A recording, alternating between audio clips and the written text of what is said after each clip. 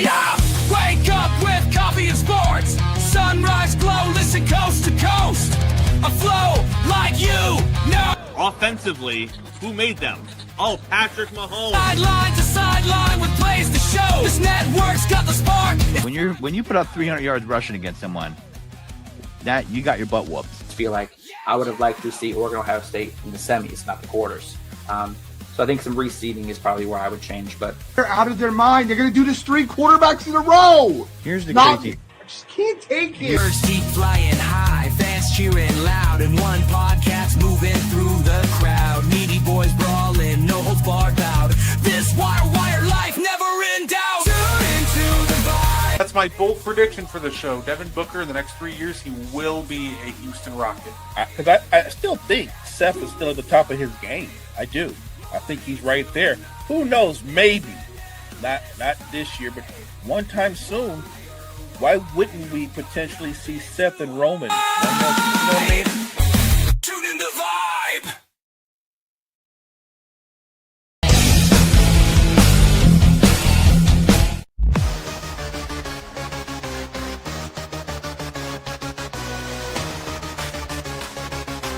Morning Reds, Court Centers.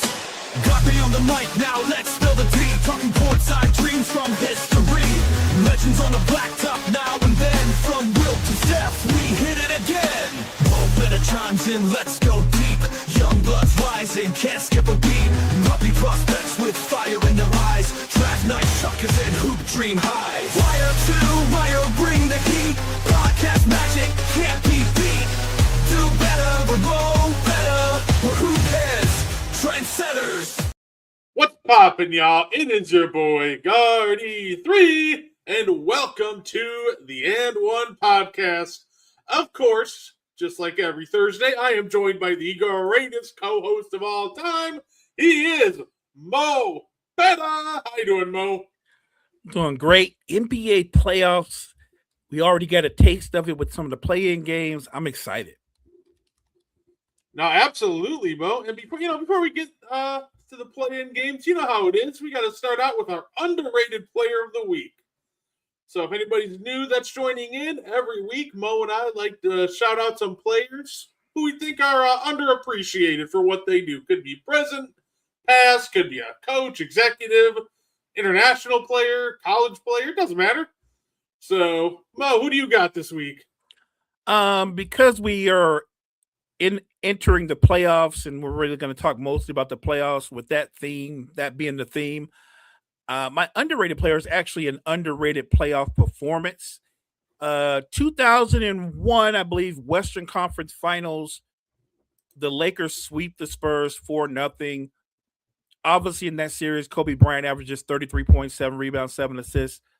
But the underrated series, the underrated player in that series is Derek Fisher. Derek Fisher in that series averages 17 points a game, shoots 61% from the field, 75% from three.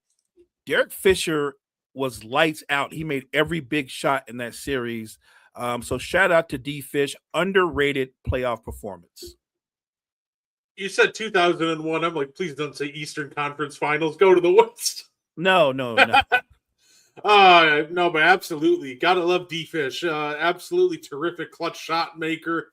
Also just a very big guard. Like, he could bang with some of the bigger dudes, some wings.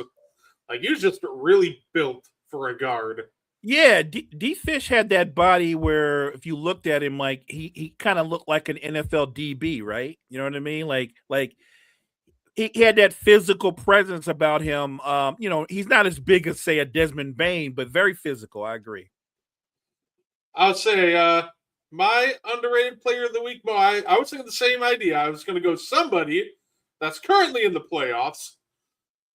And I'm going to go with the Denver Nuggets. I'm going to go with Peyton Watson. Absolutely terrific all-around year he's having. He's having a career year. 41% from three. He's almost at 15 a game and 5 rebounds. Mo, I don't think the Nuggets could have asked for anything more that they've gotten out of Peyton Watson, and he picked the right time to do it. free agent after the year, so they're going to have to make a choice. They might have to figure out a way to offload Braun to keep Peyton around. So it'll be interesting to see if they can pull it off. But underrated player of the week for me, Denver Nuggets, Peyton Watson. Love the Peyton Watson pick.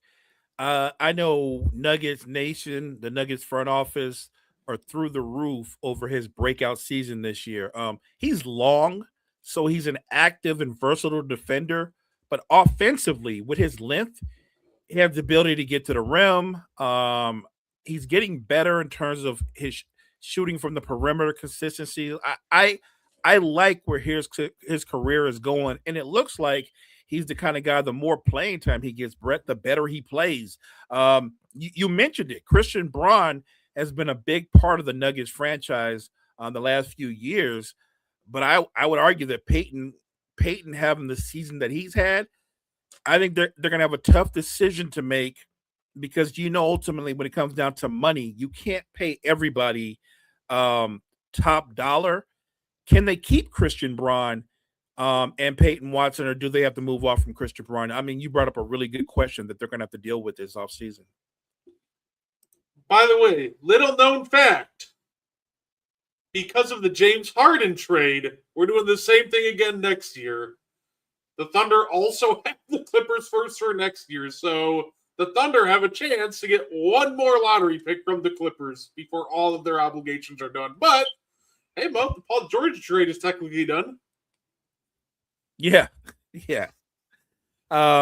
You know what? It's funny you said that because all the more reason that at some point you just have to turn the page on the Kawhi Leonard era. And it's okay. This isn't me taking a shot at Kawhi. Like, injuries happen. It is what it is. The injury gods haven't been his best friends. And the Clippers, they just never fulfilled the promise that a lot of people thought they had. And that's okay. But at some point as a franchise, you have to recognize this thing. We've rode this thing literally to the wheels have fallen off. A good example, Brett. You would agree, I'm assuming, that the Clippers were favored to beat the Warriors the other night, right? Yeah, I even picked the Clippers. Right. I did not pick the Clippers. I did not pick the Clippers because I felt like the Clippers have shown me more times than not they will find a way to snatch defeat from the jaws of victory. So I picked Golden State, even though I know like Golden State doesn't have a lot of firepower. Steph's on a minute count. I laughed when they said he was on a minute count because I was like, he's on a minute count. He's not on a shot count. So if Steph plays 25 minutes, you don't think he can squeeze out 18, 20 shots, which he ended up doing. My point is, I feel like this loss, if anything, should tell Steve Ballmer it's time to move on.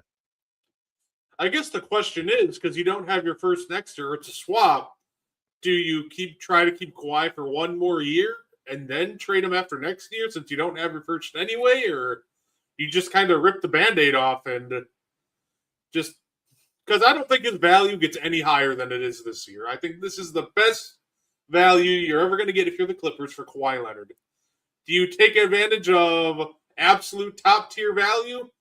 Or do you keep him around for one more year since, hey, might as well sell some tickets. We don't have our picks anyway. Right. And so to me, the smart money would be move him this offseason because, like you said, this is like his best all-around season in a lot of ways. I'm talking about from not just from the scoring, but the efficiency and the numbers games played. Like, if people had questions about Kawhi Leonard, this season is one of those seasons where maybe a franchise is looking and going, man, if we could bring Kawhi in here as our number 2 or something like that, you know what I mean? He could be the missing piece. And I do think Kawhi Leonard could extend his career longer if he took a lesser role. And I'm not saying something like a role player, but I'm just saying if you're not the man, but you're the man next to the man, I think that's a way to extend his career. If I'm the Clippers, I think you have to rip the Band-Aid off and move Kawhi, get whatever assets you can get from him.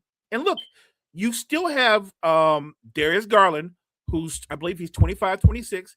You still have Benjamin and Mathurin. I think Mathurin's 24, 25. Those two guys are bucket getters. So if you can pair them with whatever you get from Kawhi, I think you can have a solid enough nucleus to build off of. How they treated CP3, I can't stand them even more. They kicked him out. Yeah, well, yeah, something went down with them and CP3. Hey, I mean, but the thing with CP3 though, that's deeper because that wasn't about him and players. Like a lot of the reports said that he and Ty Lue didn't get along. Like if you can't get along with the head coach to the point where the head coach is like, I'm not even playing this dude. I don't know if you can say that's bad on the organization or if that's just more about the relationship that he and Ty Lue never had. Yeah, no, that's fair. Mo, before we get into the before we get into the play, we got some fun WNBA news. The WNBA draft just happened, so congratulations to all the ladies that just got drafted. Congrats. I do want to kind of focus on something that's stupid that's happening before we get to the fun stuff, though. Because I swear, I'm obviously going to be tapped into the W this year, and I swear if every time I have to watch a press conference for the Wings, and they're just asking Ozzy, so how's your relationship with Paige? Bruh, can we just keep those conversations to hoop? Here's my problem with what's the discourse around Ozzy right now. There's a lot of people kind of throwing out this idea that she pretty much only got drafted because she's dating Paige. And that is the most factually incorrect thing that I've heard in a minute. I heard that too. Before all this started, guess what? She was already slated. She's already a top 3 prospect in the draft with a very strong case to go number 1. Oh yeah, easily. So it's one of those things where it was absolutely stupid to me that all of a sudden the convo, because she just happened to go to Dallas. It's like, oh, she just went there because Paige, and they're like, no, she was just legit, arguably the best prospect in the draft. That's why she went there. 100% factual. She went there because she's that damn good and they had that pick. And I don't know about you, but if I'm a GM and I can bring in a former teammate that Paige has got chemistry with, that they've played with, like, and you think they're both future stars, like that backcourt is nice. Am I wrong? Am I missing something? Like I don't understand how people say these stupid rumors and they don't just look at the player's ability, what they've done, and what they potentially can do going forward. I'm only going to judge you on what kind of player you are. And I thought it was the perfect pick by Dallas. No, I completely agree. And it's perfect, too. I believe Enrique did re-sign with him, but I believe it was only like a 1-year contract. I could be wrong, but if I'm remembering correctly, you can have Ozzy learn behind Enrique for a year, and then next year if Enrique decides to leave for greener pastures, she got to learn from one of the best shot creators in the W. So I think it's an absolute win-win. Agreed. Of course, Jason Whitlock started it. Why wouldn't Jason Whitlock start it? And and of course, Mo, the other draft pick I want to touch on real quick. The Minnesota Lynx.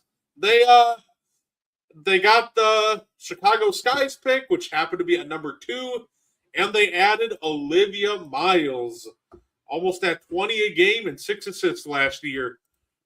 So, Mo, how excited are you to see Olivia Miles in Minnesota? Look, Olivia Miles is one of my favorite players to watch. I'm so excited to see her.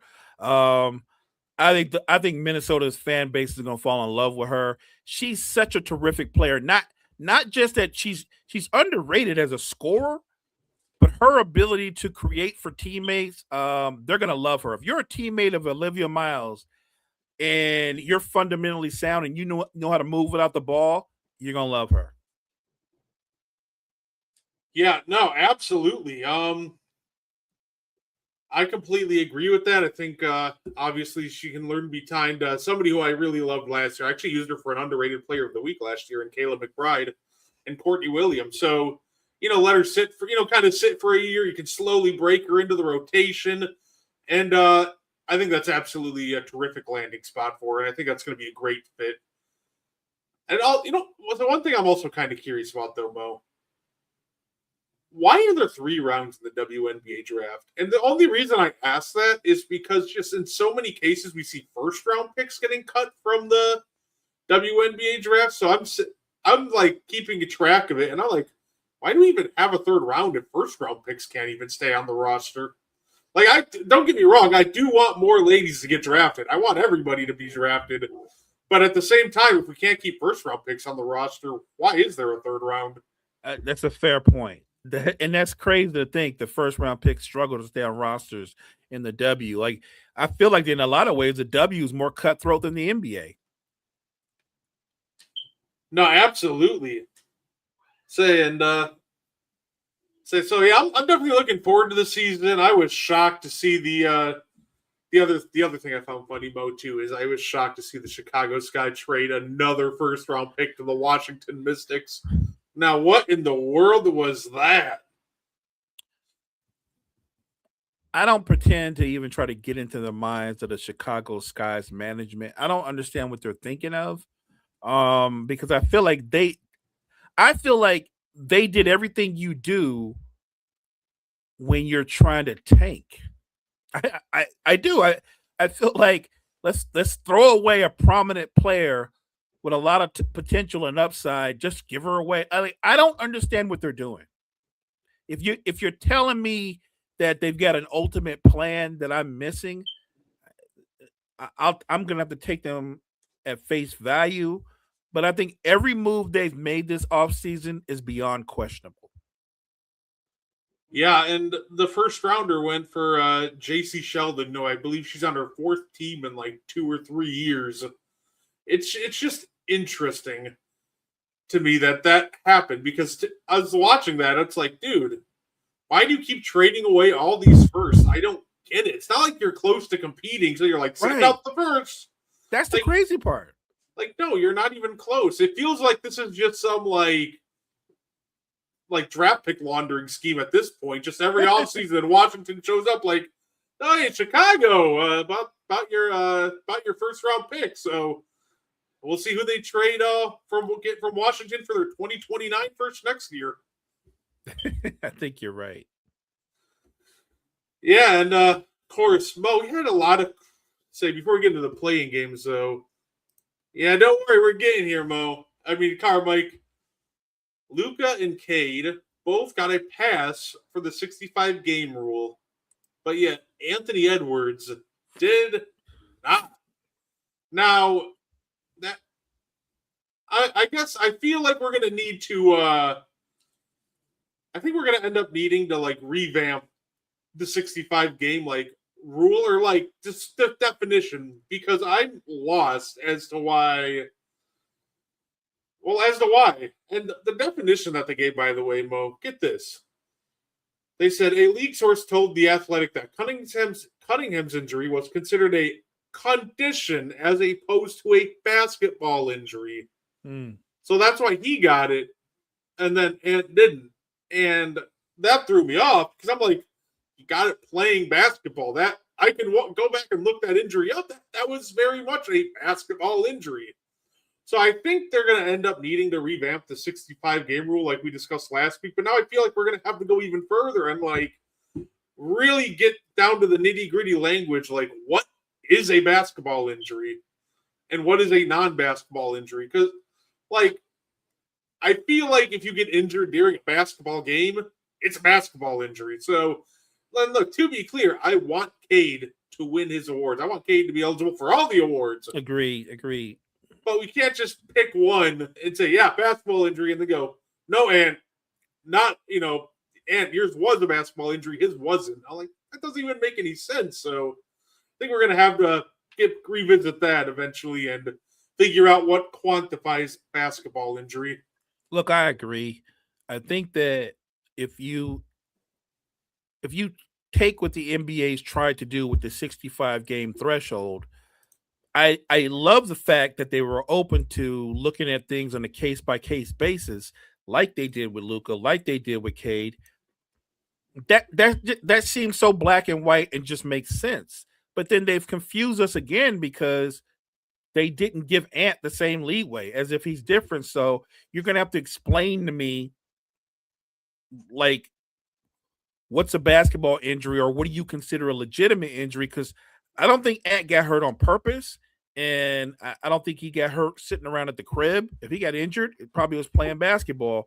So I do agree with you. Look, if you're going to keep the 65 game threshold, you've got to do a better job of supporting the players. Anthony Edwards played what he played 55, 56 games or something like that. Like 61. 60. I'm wrong. 61 games. That means he's 4 short of 65, and you can't give him the same support that you gave Cade, that you gave Luka. I don't think that's right. It's this, yeah. Why are almost all Chicago teams ran poorly? Yeah, at least they got the Blackhawks, I guess. Yeah, no, I completely agree. And just for fun, Mo, I slightly revamped my All NBA teams and added Luka and Cade.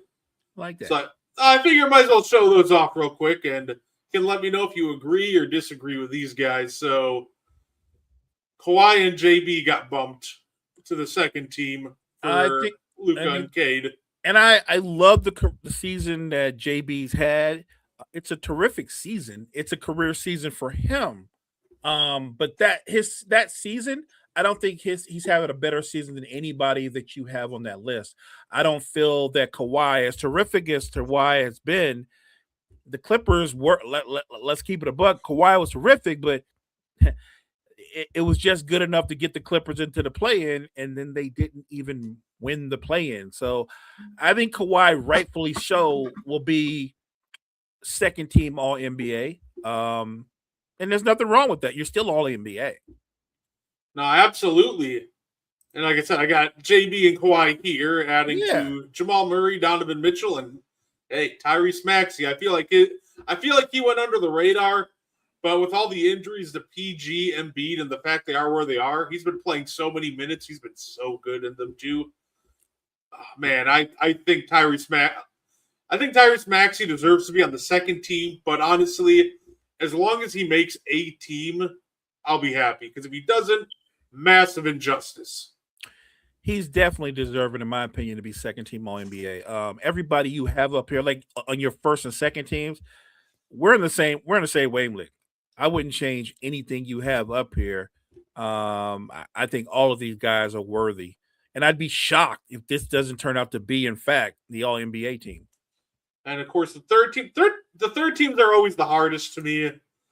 Fortunately, I had to bump some guys, but yeah, Durant, Brunson, Chet, Scotty Barnes, and then for that last spot, it came down to Bam or Jalen Duren. I kept Jalen Duren in there, but if you want to make the argument for Bam, I'll listen. You know, it's funny. Bam had a solid year. But I don't think he had a better year than Jalen Duren. And look, I think you should reward a guy for being productive in the individual year they had. But look, Jalen Duren's a big part of why Detroit had the number 1 seed. I think you can reward winning too, to go along with what he did as an individual talent. I definitely would take him over Bam. I don't think Bam. My guess is, though, I would take Jalen Duren and you would take Jalen Duren. But if I'm guessing, my gut feeling is Bam is going to be on the third All NBA team. That doesn't mean Jalen Duren won't make it, but I think Bam's going to be on there. It's going to hit the whole argument. It's just going to be an article saying, did you know Bam Adebayo scored 83 points against the Washington Wizards? 100%. And every time we have this conversation, somebody's going to go, you think Jalen Duren can score 83 points? Like, I don't, but Bam, even with the 83 points, I believe for the season, what did Bam average? 18 points a game? You know what's funny? And it's not a knock. I'm just saying. Hey, put Duren against how bad that Washington defense was, he might score 83. He might score 90. I mean, look, if Bickerstaff had a game to throw away, and he told Jalen Duren, "I want you to take no less than 30 shots this game." You might be right. You might be right. The same Wizards that made Patrick Williams look like MJ. Yeah, honestly, that was even more damning than 83. Like, I would expect Bam to score 83 before I expect Rob Dillingham and Patrick Williams to combine for 46. Facts. You know what's going to be funny, Mo? You know it's going to happen next year. We're going to be like, we're going to get to the beginning of the season. Oh, who's your dark horse to compete for the playoffs? And I feel like that's going to be the Wizards. I feel like so many people are going to pick the Wizards, and the potential, I guess, is there, but they need to add a lot more defenders on that team because just adding Anthony Davis is not saving this defense. I agree. I think they're going to be the new sexy pick, if you will. I'm not going to pick them. I think that if they go into it with the roster they have, and they don't tweak it, and like you said, add some more defenders, AD by himself, especially an older AD who's probably going to play at best 62, maybe 65 games. No, he's going to need a lot more help. So I will not overrate the Wizards. I'll just say that I can see the potential because if you have a healthy Trae Young and a healthy Anthony Davis, it can be interesting. But basketball rarely plays out on paper the way it does in real life. So we'll see. I got a kick out of him going, I got to talk to Wizards management, see what the plan is. And I heard him say that, thought about him like, dude, you are the plan. What are you talking about? The plan. Like, right. What? Yeah, you're the guy that gave up the most assets. For granted, that was a ton of assets, a lot of good assets. But like, brother, the plan is you and Trae Young. Like, that's right. That is Trae. No way. Send AD back. Are the Wizards going to leap the Hornets and Hawks? Nope. I'm going to say no. Oh, we had some fun playing games yesterday, Mo. There was a nasty storm right outside my work. We start hearing some noise outside the window, and, the workers go, hey, is that hail? I look out the window and go, nah, Paulo Banchero's just shooting jumpers again. Oh, my God. Because what was that? Like, Paulo, and not just Paulo, Jalen Suggs, buddy, what was that? Like, I just was watching that game dumbfounded because I can't figure out if anybody on that team half the time has shot IQ outside of, like, Franz. It feels like when they're, like, get the ball and start facing up, the only thing that's going through their mind is, like, a monkey banging two cymbals together. Like, nobody's home. So that was honestly as much as I gassed up the Magic. I got to do this. That was truly an embarrassing effort by them. There's no way that should have happened. It shouldn't have happened, but I didn't pick them because of the season they had. So, like I said, the outcome wasn't shocking to me. I picked them to lose because I don't have faith. No, let me reframe that. I was just disappointed in the season that they had. When you bring in a player like Desmond Bane, who, by the way, you can tell me that Franz and Paolo are more talented, but their most consistent player this season was Desmond Bane. Even in the game last night, I thought he took one bad shot, but I thought Desmond Bane was their best player then too. And had Paolo shot as well as Desmond Bane had, who knows? I think you look at the Magic, and you have to make some decisions about the roster construction and how you want to build out the rest of that roster. And you have to make some tough choices with a guy that I think both of us like. And I'm talking about Jalen Suggs, but I think Jalen Suggs would be a star rotation player. But I don't think he's a starting point guard. I just don't. I think he's closer to being more Marcus Smart like. In a lot of ways, he is Marcus Smart in terms of his shooting ability. But if he were coming off your bench playing 25 minutes a night, I think he would give you more value. I think the Magic are a team that The roster construction is flawed, but more importantly, because we don't talk about this a lot, I think they have to do something that's needed. I think they have to make a coaching change. I think so too. Because there's definitely talent there. Like there's a lot of like Bane's a good playmaker. Franz is a willing passer. Like I'm sure you can get Paulo to buy into being a passer. Like I feel like you can get a system there that just gets a lot more ball and player movement. Because this whole just give it to somebody and have a MISO just doesn't work. So I think, barring a miracle NBA Finals run, I think Jamal Mosley's just gone. Yeah, I agree. I'm willing to bet money that miracle NBA Finals run is not coming. I can safely say it is not. It is not coming. That doesn't mean I'm giving up on the Magic. I like I said, I think that they don't really have an identity, and your two best players, your bookend forwards, they don't necessarily feed off each other. Like some tandems, there's a chemistry there, but they can feed off each other. The easiest one to bring up, obviously, is Tatum and Brown, because they know each other. They've got years under the belt with each other, and they know how to feed off of each other. Paolo and Franz do not feed off of each other. And it's okay that their games are different, but it's really weird that one, and I'm talking about Franz, is constantly aggressive in an attack mode versus Paolo, who could be aggressive in attack and get to the foul line 10 or 12 times a game. Paolo would rather settle and take contested jump shots, and I don't understand that. It almost feels like Paulo just doesn't have like tight enough handle or good enough footwork to dribble in traffic. And I feel like the first person that knows that is Paulo Banchero. Because anytime he starts seeing a crowd, that's when he's, instead of, trying to draw some contact, that's when he's just going to settle for a fadeaway. So I feel like the first thing that, Paulo's got to do is he looks a less explosive from last year. I don't know if that's the core injury, but also I know he put on like 10 pounds of muscle, and that kind of might be backfiring. So maybe I would try to get into a closer body shape than he was like last year, as opposed to this year. So because I don't know, it just feels like I get the idea, but it feels like that extra muscle is now kind of backfiring because everything just seems out of whack for him.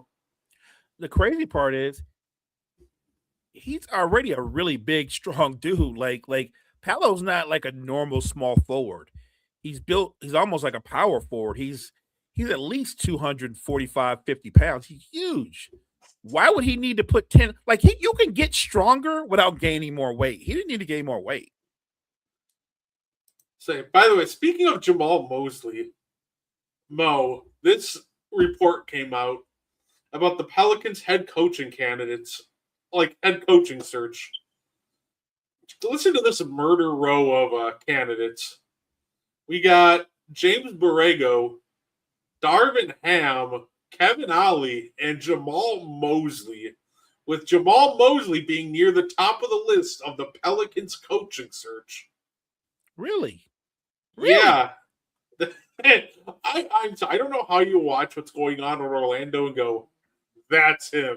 That's our guy. Like, huh? You know the crazy thing is, I feel like if you're the Pelicans and you bring in Jamal Murray or Mosley to be your new head coach, to me, you got rid of Willie Green to bring in another Willie Green. Like, you know what I mean? Like their coaching style is very similar. I always rooted for Willie Green, but I also knew that he wasn't one of those coaches that made a lot of adjustments on the fly or in game. Like he's not that kind of coach. He's more of a motivator per se. And I think Jamal Mosley's the same way, because when you watch Orlando play, they don't play with any structure.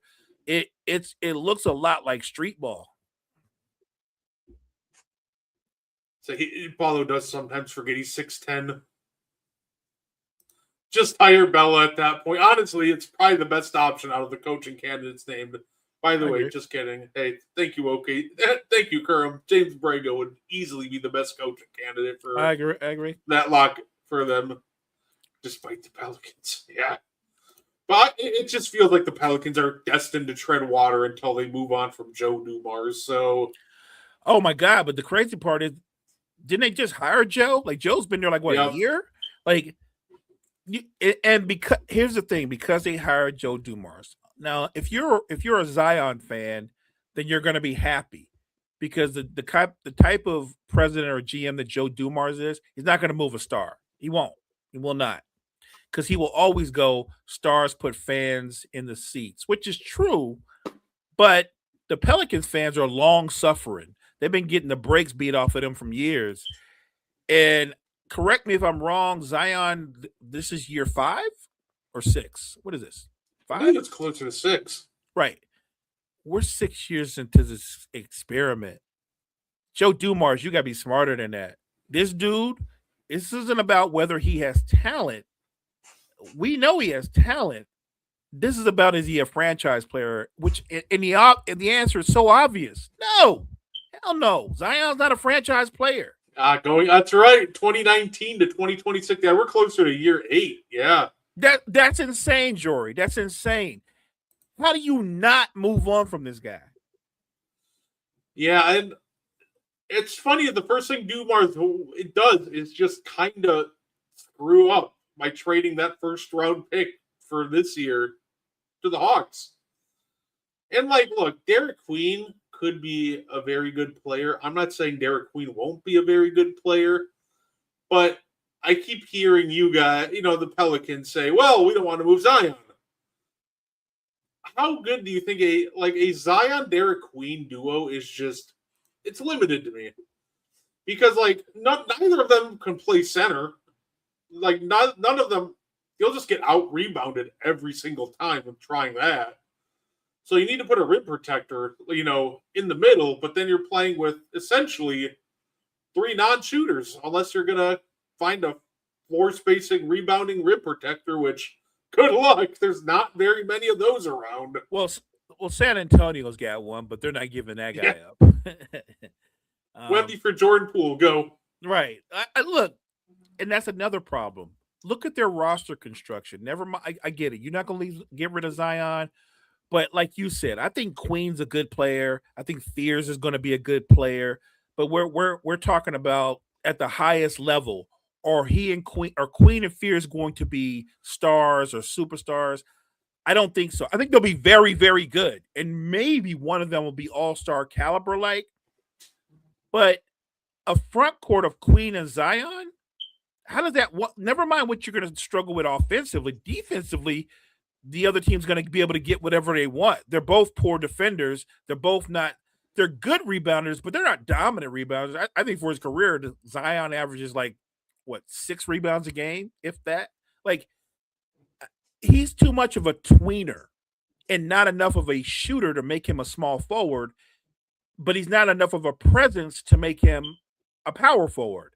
And Queen is incredibly skilled. He's actually much more skilled than Zion, but he's not the athlete that Zion is. Queen has no explosion in his game at all.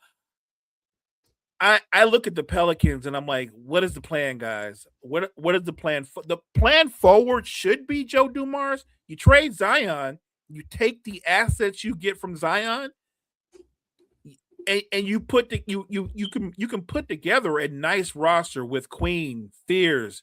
You're not going to move Trey Murphy, which a lot of teams hope you would, but Trey Murphy's dope. A lineup with rim protector Zion, Derek Queen, DeJounte Murray, Trey Murphy. That just sounds. There's one floor spacer in there, and that's Trey Murphy. And Trey Murphy is like an MPJ kind of shooter where you can just elevate over people very often.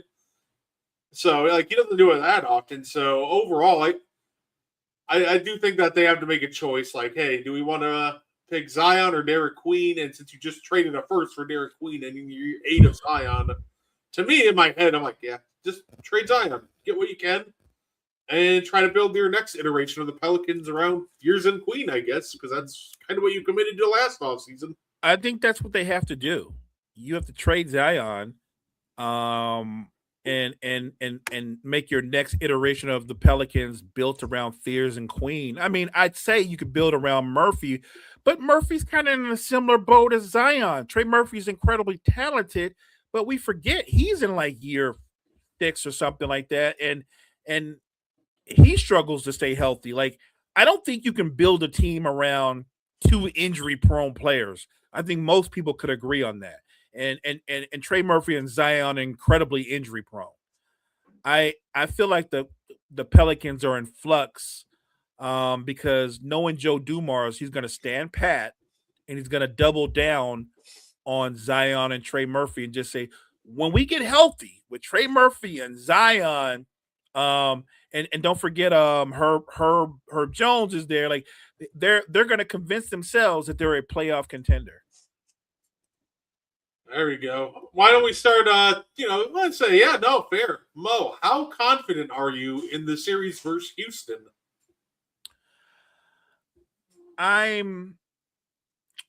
So let me be honest, because you and I probably disagree on this, because I think I heard you guys earlier on the ball.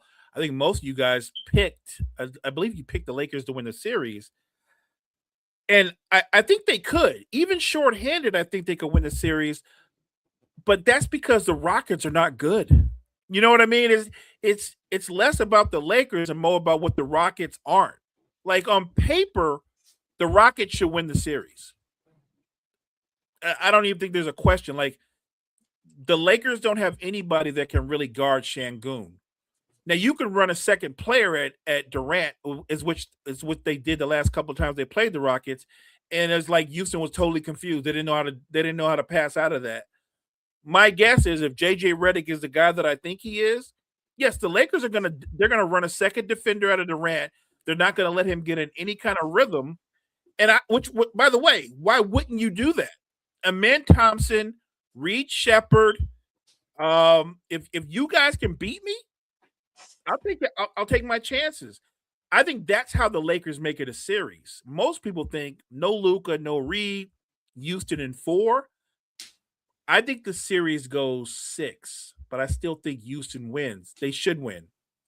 If Houston loses this series, look, I'm going to stand by what I said. If Houston loses this series, this is Kevin Durant's first and last year in Houston. He could be his first and last year in Houston. I really believe that. He can't. The Lakers should be able to make this a series because I don't think the Rockets are a buzzsaw. But the Rockets should not lose this series because they could literally employ the same strategy. No Reeves, no Luka. We're running a second man at LeBron the whole series, and we're going to dare Rui and Marcus Smart and DeAndre Ayton and all those kind of dudes to beat us. I think it's a pick'em series, but even though I'm a Laker fan, I think Houston should win. So I think Houston wins the series. I think my concern is I just don't trust the shooting of Houston. Like, we know about Amen Thompson, obviously, but it's Reed Shepherd's first playoff appearance. We know how rookies tend to get when the playoffs hit.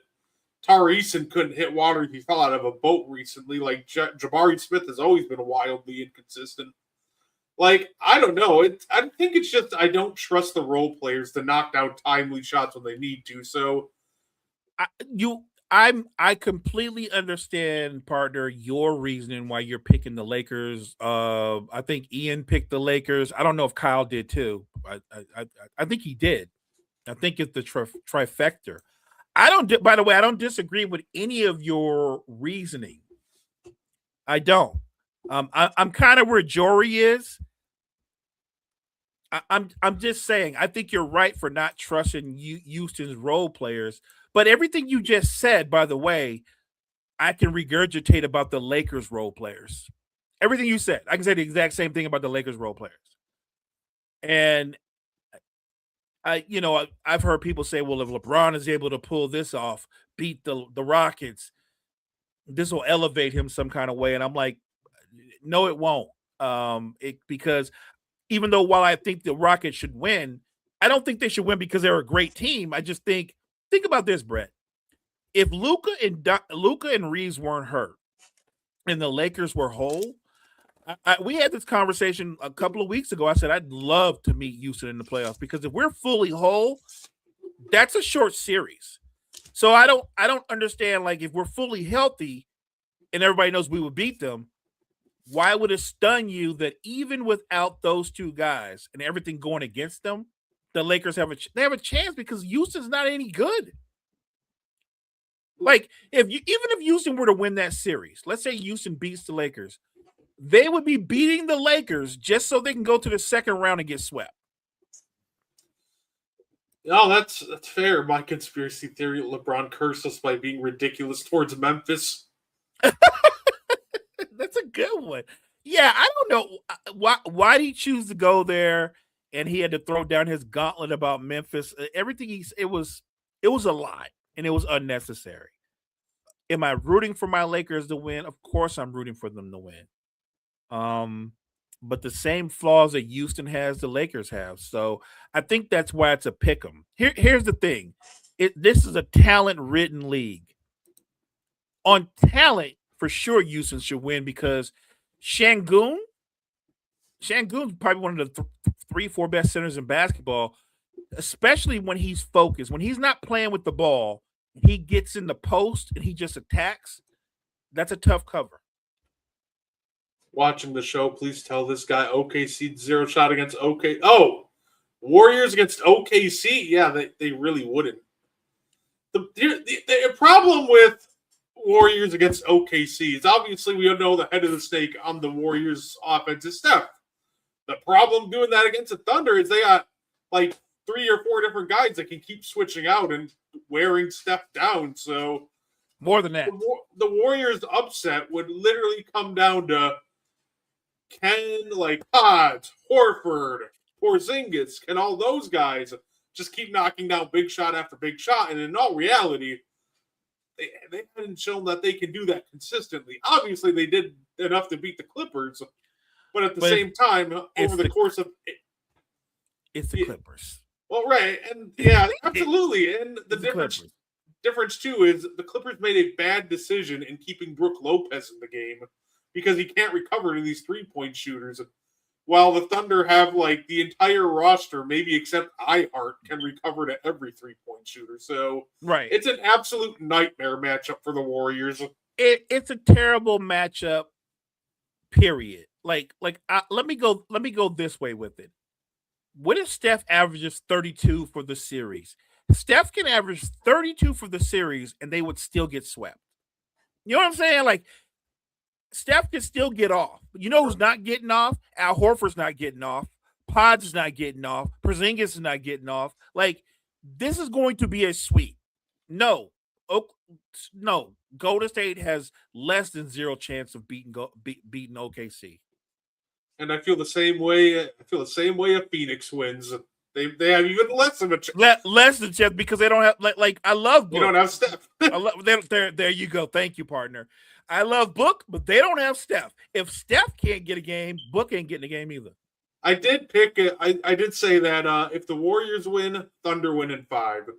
I think Steph will have that one nuts game that he randomly does where he'll go for 50, and they'll take a game 3.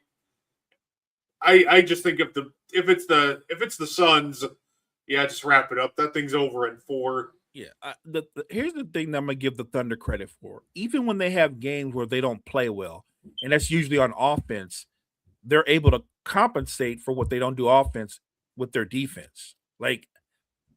I think their defense will always be there, and that's what makes them a tough out. They can have a bad shooting night, but they can shut you down and make you have a bad shooting night. Look, Golden State's not a good matchup for the Thunder. The Phoenix Suns are not a good match. There's a reason why you're the 8th seed. You play the defending champs, and they're fully healthy.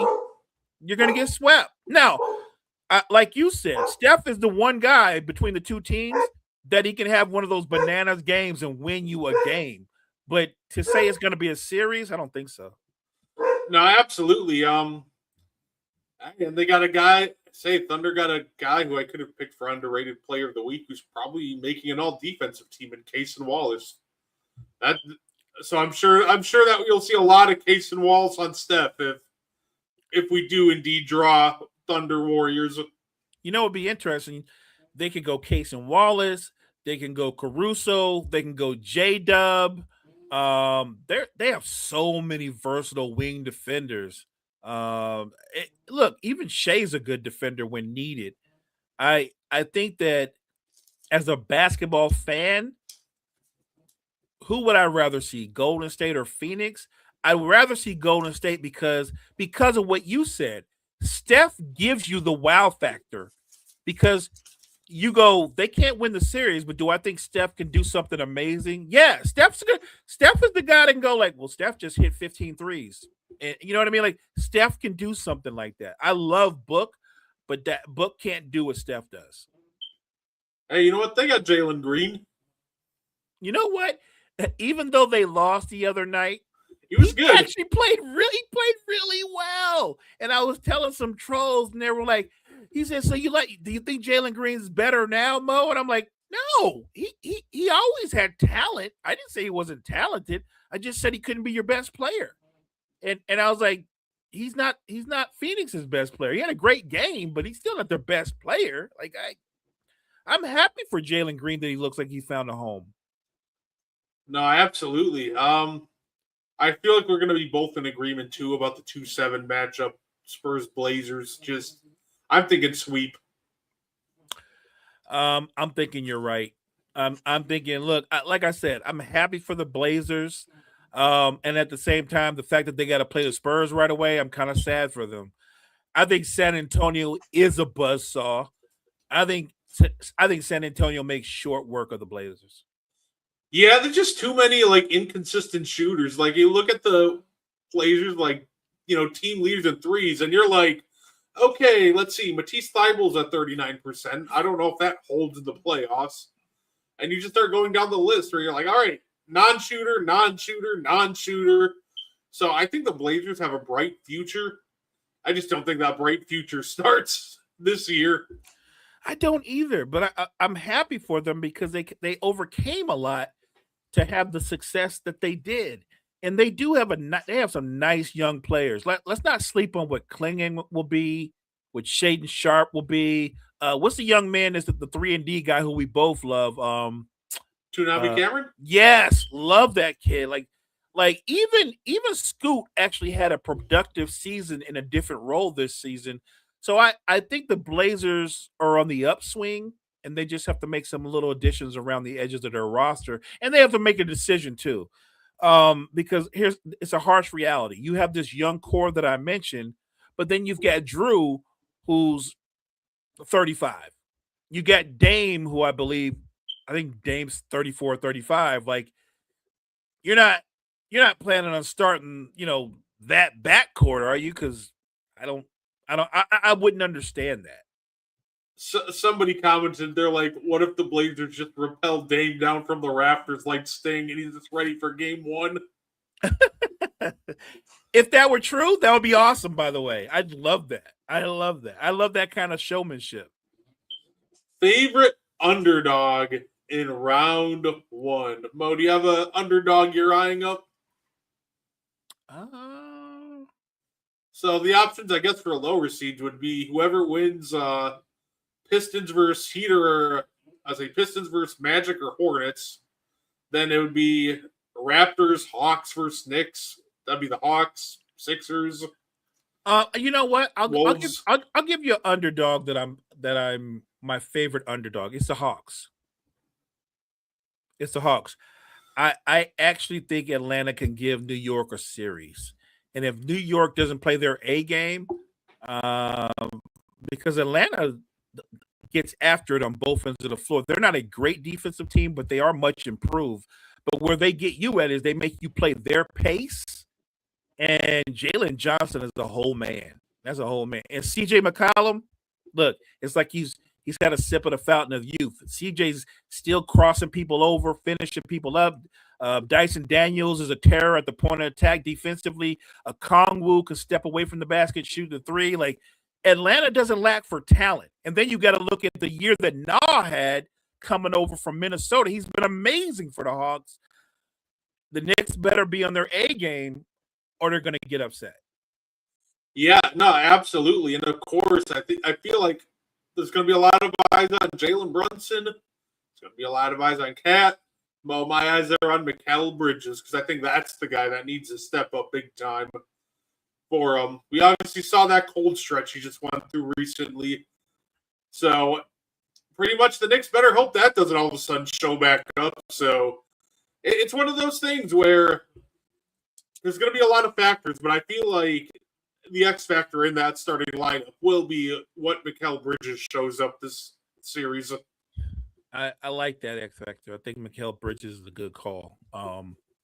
He has struggled with his shooting second half of the season. And now you keep hearing these people, mostly Knicks fans, keep bringing up the fact that the Knicks, I think they traded away 4 number ones for him.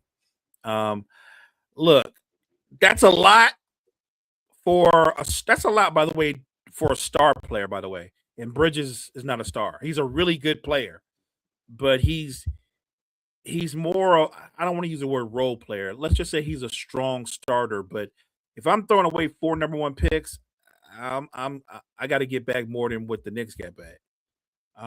Look, if they lose, you know, and I know, will Bridges take some heat if he doesn't play well? Sure. But if the Knicks lose, the number 1 guy that's going to get killed no matter what, because it's written in stone, it's not Brunson, it's Karl Anthony Towns. Even when it's not his fault, it's always Karl Anthony Towns' Right. fault. That's what I mean. He is low-hanging fruit.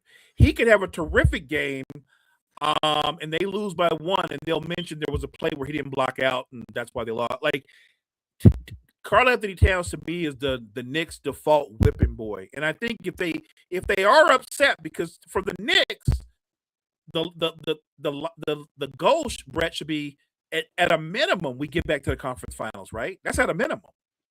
Anything less than the conference finals, I don't think it's an exaggeration to say somebody's getting moved, and I don't think it's any one person, because I think Towns will be there. I think Bridges will be there.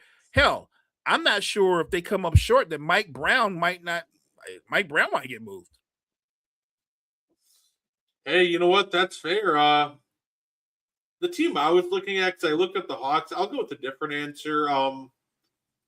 Give me the Minnesota Timberwolves on it for an upset over the Denver Nuggets. Now, granted, I'm still confident that the Nuggets pull it off, but it feels like that this Timberwolves team just seems to give the Nuggets problems every year. So I think that I think we're going to see that again. This is a team that can generate quite a bit of rim pressure between Gobert rolls, Jaden McDaniels getting downhill. And when your main rim protector is Jokic, that can be a problem. So it's going to be up to the point of attack defenders to keep these guys in front, because Anthony Edwards, it's not one of those things where you just go under the screen anymore. He's hitting those threes. So I think that I'm picking Denver to still win in 7, but I think if an upset's going to happen anywhere on this bracket, I'm eyeing up that series, because I don't know what it is, but Minnesota just seems to give them fits every time. I'll simplify it for my pick. If Anthony Edwards is healthy, Minnesota's going to beat Denver. They're going to beat them again. Not 85%, but just all the way healthy, can do everything, not limited to anything, Minnesota's going to beat them. Minnesota owns the Denver Nuggets in the postseason. Owns them. And maybe it's because they've played them so many times. They know their playing style. It's one of those matchups that, for whatever reason, the matchup, it's a struggle for the Nuggets. I think that as much as people like to pick on our guy, Rudy Gobert does things to frustrate the Joker at times. Rudy Gobert impacts the game on both sides. And when Ant could be the best player in the series, it's why the series goes 6 or 7. Here's what I'll say. If this series goes 7 games, Minnesota's going to win again. If Denver wants to beat Minnesota, it needs to be a short series. It feels like with Gobert, I feel like what helps him is he's sneaky switchable. He's not switchable to the extent of someone like Wemby, but for his size and muscular build, he can get out there and stay with guards for stretches. So I think that's kind of what helps, because normally when Gobert switches onto a guard, all of a sudden you look up, it's like, oh, we kind of ran all these actions. Now we got to try to make something work with 5 on the shot clock, and at least for like a small 7-second stretch, Gobert can normally hang and at least get a good contestant. He actually is decent in space at times. You and I talk about this, but what people tend to show is they show the highlights of where he gets crossed or staggered, and they go, "See, he can't play in space." I think he's underrated at playing in space. You're right. I think that for at least 4 or 5 seconds, he can stay out there in space. He's shown it. I also think that if Julius Randle is aggressive, that's going to go a long way. If Ant's got a sidekick in this series, because obviously Joker's got Murray, but if Randle shows up and Ant's healthy, yeah, I'm picking Minnesota. Like I said, if Anthony Edwards is fully healthy, I'm picking Minnesota. I just think they have the Nuggets number. No, that's fair. So let's say. So you want me to write? I'm going to make a graphic of all of our picks right before the playoffs start. Mo, so you want me to put you down for Minnesota? Yeah, put me down. All right, bet. Hey, I make my picks and I stand by them. I look like a genius last night. If I were a betting person, you know how much money I could have made taking the Warriors? I would have made a fortune. Hey, fair enough. We'll skip over to the East real quick. Do you have any faith in the Hornets or Magic beating the Pistons? Slim and none. Because it's very similar. If Cade is fully recovered from the collapsed lung, they're going to win. A team like the Hornets won't be able to beat the Pistons because the Hornets, a lot of times, offensively, they're their own worst enemies. And the Pistons, even against really good offensive teams, they don't let you get into your sets. The Pistons start playing defense long before you get the ball up the court. They like to get into guys' chests and reroute them. I think they're going to overwhelm either team. I think the Pistons sweep whoever they play. Hey, you know what'll work in the Hornets' favor, though? I know they'll probably put a Sore Thompson on LaMelo Ball. LaMelo sometimes, Mo, is a tough cover because I don't think LaMelo half the time knows that he's shooting it. Like, he takes the most bizarre shots that even sometimes he just catches the defender off there because they're like, wait, what the? You shot that? No, look, I'm with you. He's got a really quirky game, and you can't can't even anticipate when he's going to shoot. The only thing I can say to it is that is a strength. The only problem is you can't anticipate when he's going to go 2 for 15 from 3 or 0 for 15 from 3 because that's part of the LaMelo Ball experience as well. And another part of the LaMelo Ball experience is he don't play an ounce of defense. None. 0. And that's not good because he's not the only one in that starting lineup that's not good on defense. He's just the worst person on defense. So, look, they would have to be lights out offensively to win one game. I don't think Detroit's having that. Yeah, that was quite the ending. Hey, that was quite the ending to that game, though. Thanks to LaMelo. That foul shooting a 3 was. I saw that. I'm like, dude, why are you even jumping into his landing? Why are you even jumping at him? He made a critical turnover and panicked and made one of the dumbest fouls. And then he turned around and ended up being the hero because he made the layup. And like I said, that. Yeah, don't you love how that works? Like, you could watch this player commit all the stupidest mistakes, but if they hit that last shot, we'll act like they had this amazing game. Like, I don't know. Right. And see, I didn't do that. We were watching it, and we were all commenting in the chat live. And so all I said was, because it was a real human reaction, I was sitting there going, LaMelo's killing me. And then he makes the layup, and I go, I take back everything I said.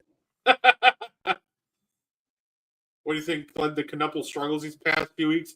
I think with rookies, it's just a long season that they have to get used to. I think he's just got tired legs. I think he's hit. It happens, especially with shooters. I think he hit the wall, and I think you're right. I think his legs are gone. Yeah, no, absolutely. Say, like I said, firsthand about the whole, you can do something stupid and make up for it a minute later. We saw it in the playoffs with Lakers versus Phoenix with Ron Artest. Commits a very stupid foul, and then, like, 40 seconds later, he hits a putback layup for the win. And everyone's like, oh, Ron was so good. I'm like, Ron's the reason that Phoenix almost won the game, too. Like, don't forget that. Right. Facts. That's facts. That's true. Look, I'm so excited for the postseason. I really am. And maybe because we have so many young teams in the playoffs, it's kind of different. It feels different. Hey, absolutely. Speaking of young teams, Mo, do you give the Sixers any chance to knock off the Celtics? This is what I will say, because I've been saying this all year, and I want to be consistent. I told people that I thought the Sixers, if they were to get healthy before the season ends, they'd be one of the scarier outs in the East. They're almost healthy. Obviously, Joel Embiid is gone again, but everybody else is back. I think the Sixers can be interesting. I don't think the Celtics will sweep them. It's just a question of will they get more than one game. Yeah, I'd say I picked the Celtics in 5 on the ball. You know what I don't understand about, by the way, about Embiid, where we got Skip Bayless coming on and going, well, my source tells me he's cleared to play, he's just refusing to. I'm like, shut up, Skip, don't spread rumors. You know if Embiid could be out there in playoff time, he's going to be out there. Like, right. You could say a lot about Embiid, but he fights through injuries every year. He's a fighter, so you know he'd be out there if he could. He said his sources. You ain't got no sources, man. His source is just like his source is probably just like Rashad McCants knows a guy that. Facts. Saying, I think they can get. I think they'll get a game. I don't know if they get 2, but I think they'll get a game at least. Yeah, Max is going to drop 40 at least once to get him a win. Yeah, and look, here's where the Sixers are dangerous. I expect Maxey to have a pretty good series, maybe a great series. The difference maker, and it's weird to say this because this guy's like a future Hall of Famer, is if Paul George looks like Paul George and can give you 20 or 25 or something like that to go along with Edgecombe, it becomes interesting. I think it becomes interesting. I still don't think they can beat Boston, but they can win. They can win. I think I'm giving them one game. So I think you're right to say Celtics in 5. No, absolutely. The last 2 series, Mo, for the first round, we got Knicks, Hawks. We know you mentioned the Hawks potentially upsetting the Knicks earlier. You want to lock that in, or you want to pick the Knicks? I think it's fun to be different. The conventional wisdom says the Knicks will win. They've been the better team. They're the veteran team. They're playoff tested. And yet, I think the Hawks come into these playoffs, Brett, with house money, right? Think about this. Before Trae Young got there, we weren't talking about them going to the playoffs. And when Trae Young left, and they decided to run with Jalen Johnson and build around him, they've been a completely different team altogether.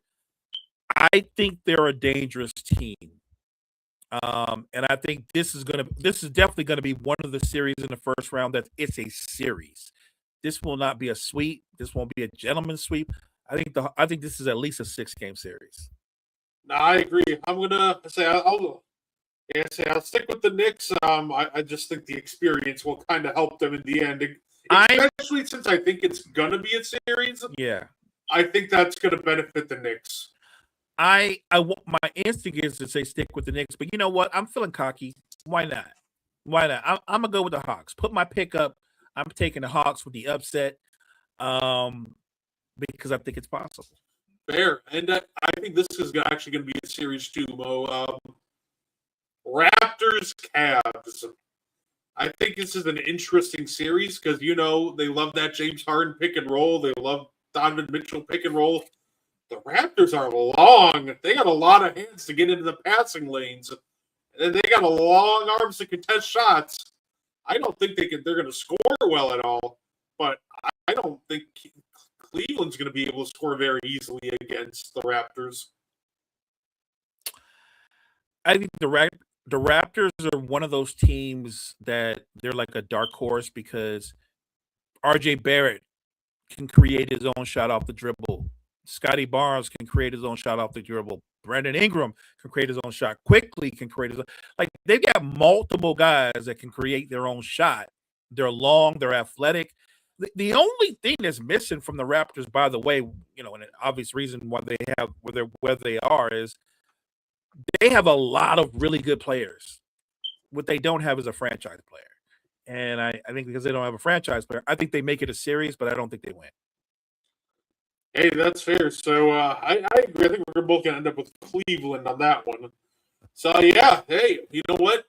There's our playoff predictions. I think, I'll end up making a graphic about it. It'll be a great time. Yeah, I'm definitely looking forward to it. I am too. I'm also looking forward to seeing who actually wins these coaching and all NBA awards that'll be coming up.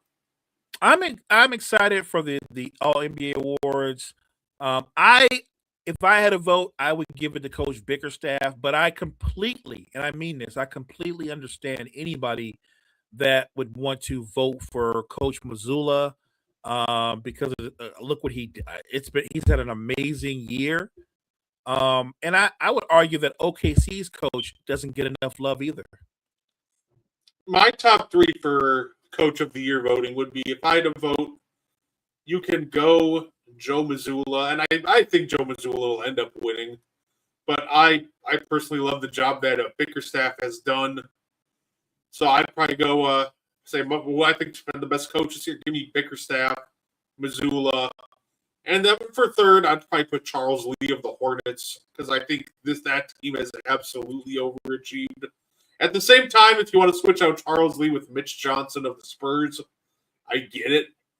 But there's just so many good coaching candidates, but it feels like this is a 2-coach race between, is it Bickerstaff or is it Mazzulla? Granted, I do think I saw that Perk voted for Mitch Johnson already, so. Oh, did he? Yeah. He's such a simp.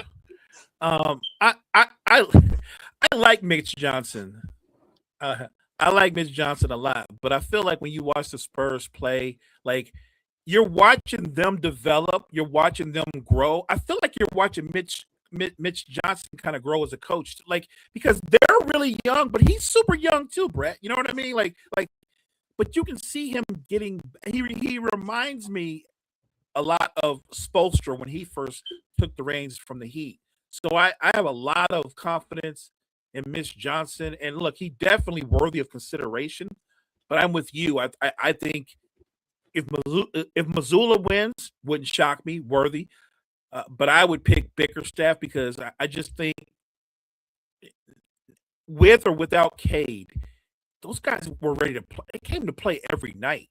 Like, Cade goes down, and you thought, well, hell, if they are under 500, go under the water, they might lose their. They didn't.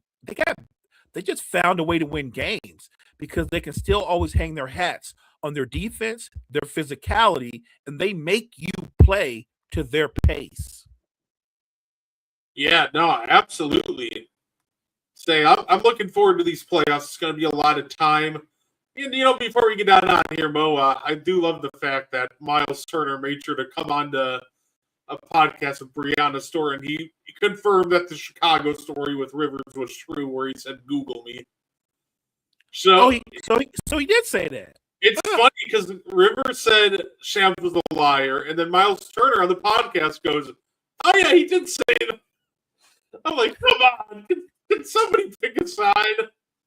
I guess Miles was like, I don't owe you nothing since you've been fired, but yeah, I feel like Doc was ready to go. You know what I mean? Like even when you guys brought him in, the way he talked, I felt like he just talked like a guy that had one foot out the door. Do you know what I mean? Like, yeah. I don't know. Maybe he's just tired and worn down, but this is one of those things you can tell that Milwaukee, your Bucks, will be Doc's last coaching stop. Like, Doc's not going to come back and end up coaching the Clippers again, or going and being an assistant on the new Seattle Supersonics when they get there. I think Doc's done coaching. He's just going to go to the Magic, Mo. He's going to start over. Yeah, maybe. So Magic Celtics. Maybe, yeah. Look, maybe that. Look, you know what? Let me give Glenn credit where credit is due. I think you would appreciate this. For what it's worth, he was really good when he was in studio. You know what I mean? Like when he was like an analyst, he was actually really good as an analyst. Yeah, look, I would not mind hearing him as an analyst because he's actually really good at that. Right. I just don't want to see him as a head coach again. But look, if I saw that tomorrow, like, yeah, he's going to be in the studio, I'd be like, yeah, cool, that's awesome. That's something he was really good at. I love that. Agreed. Facts. Believe me, I know.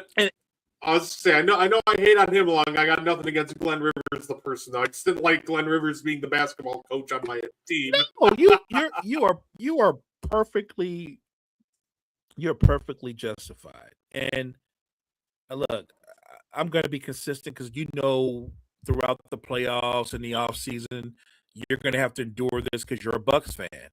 Your buddy Shams is going to have so many rumors about Giannis said this or did that, or Giannis' brother said this, or what's the stuff they do now? Like, oh, we just found out that Giannis' brother stopped following the Bucks. You know what that means? Like that, you're going to be full of all that crazy stuff. This is what I believe. I'm going to do just like I did coming into this year. I think when it's all said and done, Giannis is still going to be in the Bucks. Yeah, it'll definitely be interesting. That's for sure. Yeah, no.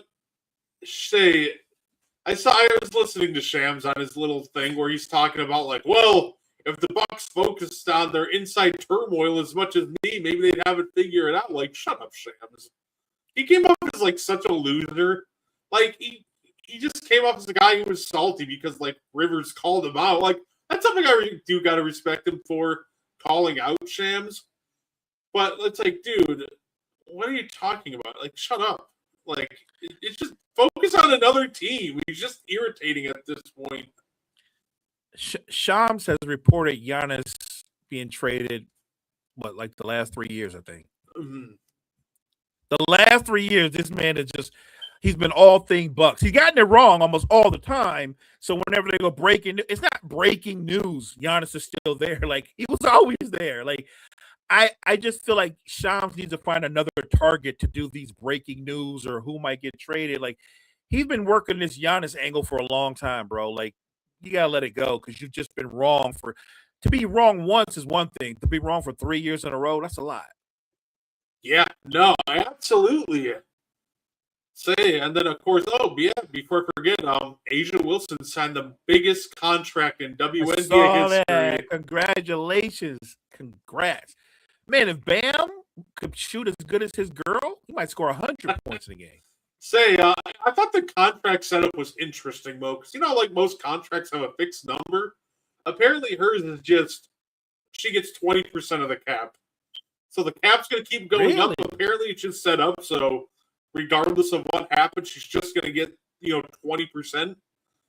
Like, she'll get her $5 million, but pretty much they're just going to keep making sure she's getting those raises as the cap goes up. I like that. And look, that's a great way to give flowers to the person who occupies the spot as the best player in the game. She is the best player in the WNBA right now and has been for years. She should get paid accordingly. I like that. Yeah, absolutely. I'm excited for the W. It's going to be a lot of fun. We'll definitely have to do some watch-alongs. We'll have to figure out some playoff watch-alongs. I would say we got a lot of playoff games this weekend, but we got WrestleMania this weekend, Mo. I know. Here's the crazy thing, guys. Everybody in the chat, and everybody that's joining us live. Look, there's so much playoffs going on this weekend, but Brett and I, oh man, we got the big show. We got WrestleMania. We got a WrestleMania watch along. So I don't know how. I don't think we're going to be able to squeeze in basketball this weekend. We're going to be. Don't get me wrong. Are we going to watch basketball? Absolutely. But it's going to have to circle around WrestleMania. This weekend is about WrestleMania. And of course, by the way, Mo, we just got breaking news. Nafisa Collier has signed a 1-year supermax to stay with the Minnesota Lynx. So Collier is not going anywhere. Fee, congratulations. I love Fee. I think we're going to see a lot of this, by the way. I see a lot of these ladies signing like these 1 to 2 year deals, and it makes sense with the way this is all set up. Because now you're just going to see the cap going up and up and up every year. So I think we're going to see just a lot more 1-2 year deals so they can just keep cashing in on these cap spikes. I look good for the league, but good for the players to where they can find ways to get their grind on and get their money. So I'm happy for them. No, absolutely. Hey, that being said, Mo, anything you want to add before we get up on out of here? No, thank you guys so much for joining us tonight. Appreciate you guys. I hope you guys are as excited for the postseason as Brett and I are. And by the way, chat, do me a favor. If you can, put your picks into the chat so that we can have something to compare on when we come back next Thursday. Yeah, definitely would love to hear your playoff picks. Our WrestleMania, I believe, starts at 3 Central. I'll have to double check. Or it's I'll just see if it's 3 Eastern or 3 Central. But I believe it's so. Yeah, we'll be on around 3 o'clock, and it's gonna be an awesome time. We're gonna have some fun. We're gonna write up some fun WrestleMania trivia. I'm gonna get my face painted again like last year. So it's gonna be great. With that being said, thank you guys for tuning in. Watching some baseball too here and there. Hey, fair enough. There it is. I'm with you, partner. Title prediction: Boston OKC. That would be fun, actually. I'd like. I hope you're right, Jory. I like that. But that being said, thank you guys for tuning in. Have a good night, and we hope to see you this weekend for WrestleMania.